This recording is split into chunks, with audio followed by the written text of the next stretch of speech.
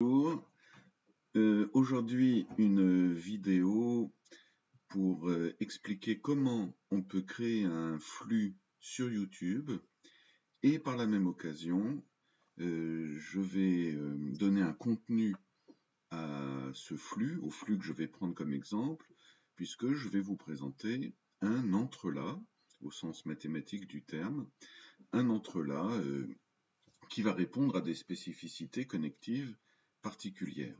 Alors, les spécificités dont il s'agit, c'est donc la manière dont les composantes de cet entrelac vont être connectées, à savoir, donc je vais m'écarter un petit peu comme ceci pour vous montrer voilà, la structure connective en question.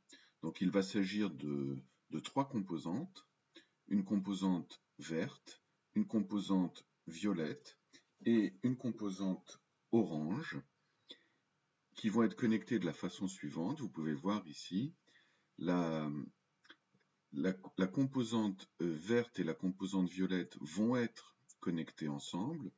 Cette connexion est représentée par le point bleu, qu'on pourrait appeler un point générique.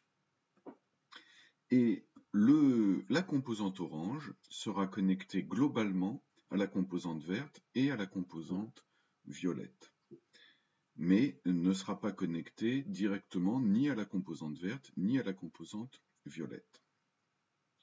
Alors, comment est-ce que ça va se réaliser? Eh bien, voilà, ici, la réalisation que je propose pour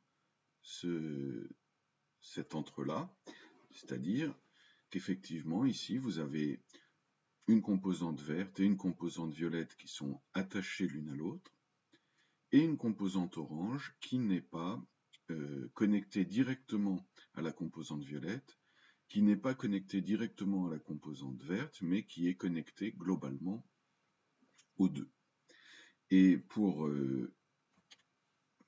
voir la manière dont ces connexions ont lieu, pour les voir de façon dynamique, et à titre d'exemple de ce qu'on peut faire comme flux sur YouTube, et dans un second temps, donc, je vais vous expliquer comment j'ai réalisé ce flux. Donc voilà ici l'entrelac que nous allons regarder d'un petit peu plus près. Et donc pour ça, je vais faire appel au logiciel Notplot, qui est un logiciel extrêmement intéressant parce qu'il permet de concevoir des entrelacs et puis de les faire bouger, vous voyez, de les modifier. Donc par exemple ici, donc je vais me faire encore un petit peu plus petit, c'est pas ma bobine qui est le plus intéressant dans cette affaire, mais bien l'entrelac. Vous voyez les possibilités de flux qui permettent de faire apparaître effectivement des images en mouvement, d'incorporer différents éléments. Je peux même, moi, disparaître totalement et mettre vraiment en valeur la chose importante en la centrant sur l'écran.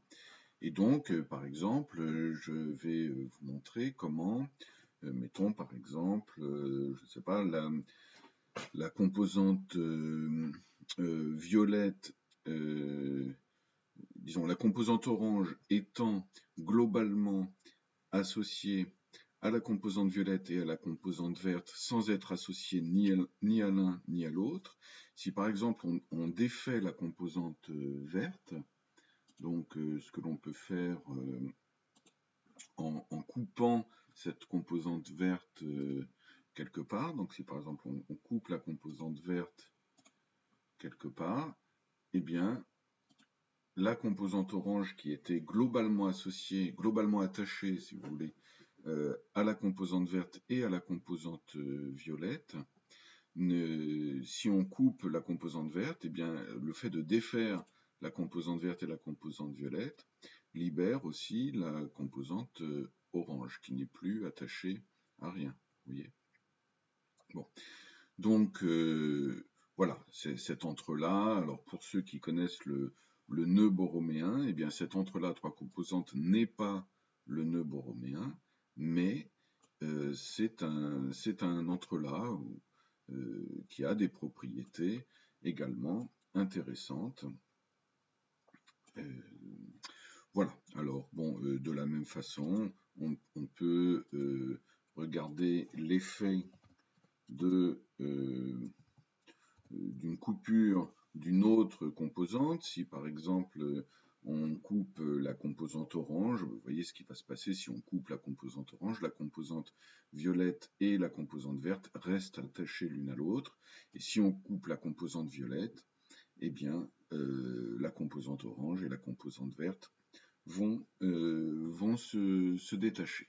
Bon, voilà, alors je ne vais pas en montrer davantage sur cet entrelac, et maintenant je vais vous montrer comment on peut créer effectivement une telle vidéo dans YouTube, éventuellement en direct. Donc là c'est pas en direct parce que j'ai préféré préparer tout cela à l'avance, mais on peut également faire ce genre de diffusion en direct, ce qui présente l'avantage que les spectateurs, dans la fenêtre de chat en direct, peuvent interagir, peuvent poser des questions, etc. Ce qui est évidemment extrêmement intéressant, surtout en cette période de confinement, pour maintenir des relations vivantes entre nous. Alors, comment on crée un tel flux?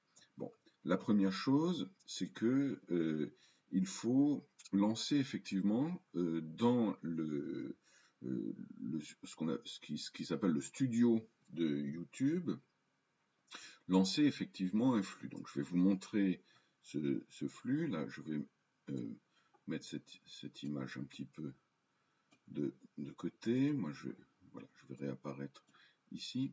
Et donc, le flux, bon, je vais faire apparaître mon écran. Ça sera plus simple. Je vais faire apparaître mon écran d'ordinateur. Donc ça, c'est possible aussi. Donc il suffit que je fasse, voilà, ici, vous voyez l'écran. Ça, c'est mon écran d'ordinateur. C'est-à-dire, si bon, ça, je vais faire disparaître ça. Si je vais mettre ça de côté. Vous voyez, l'écran est là. Donc là, vous avez tout ce qu'il y a sur mon écran. Bon. Je vais me pousser encore un peu ici. Donc, donc il y a pas mal de choses effectivement sur l'écran. Donc, je vous explique un petit peu avec la souris. Ici, sur l'écran, j'ai donc une des fenêtres de sortie du logiciel Notplot. C'est-à-dire, si j'y vais, vous voyez, je peux faire tourner le nœud comme tout à l'heure, etc. Ça, c'est une autre fenêtre. Tout à droite, ici, c'est une autre fenêtre du même logiciel Notplot, qui est un logiciel formidable qui présente notamment plein d'exemples d'entrelacs. Vous voyez, on parlait du borroméen tout à l'heure. Ben, voilà, le borroméen dans lequel les composantes sont connectées 2 à 2, mais ne sont pas connectées. Pardon, ne sont pas connectées 2 à 2, mais sont connectées globalement. Bien. Et ici, c'est la fenêtre de streaming, quoi. C'est-à-dire, c'est la fenêtre à partir de laquelle je lance effectivement la vidéo depuis YouTube. Et là, c'est une fenêtre de contrôle.